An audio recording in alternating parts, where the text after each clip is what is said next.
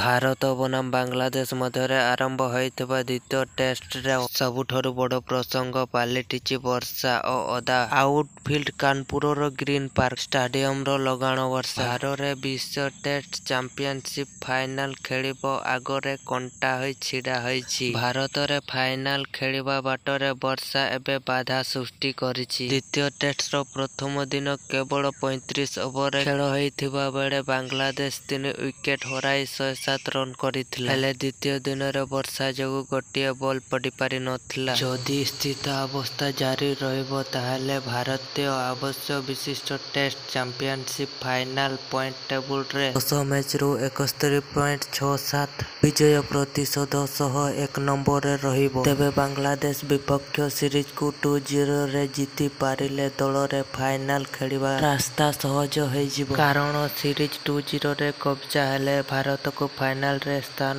ପକ୍କା କରିବା ପାଇଁ ବାକି 8ଟି ଟେଷ୍ଟରୁ କେବଳ 3ଟି ଜିତିବାକୁ ପଡ଼ିବ। କିନ୍ତୁ ଏବେ ଲଗାଣ ବର୍ଷା ଯୋଗୁଁ ବାଂଲାଦେଶ ବିପକ୍ଷ ଦ୍ୱିତୀୟ ଟେଷ୍ଟ ଡ୍ର ରହିବାର ସମ୍ଭାବନା ରହିଛି। ଏହିପରି ହେଲେ ଭାରତର ସ୍ଥିତି ସାମାନ୍ୟ ବିପଦ ମଧ୍ୟକୁ ଠେଲି ହୋଇଯିବ।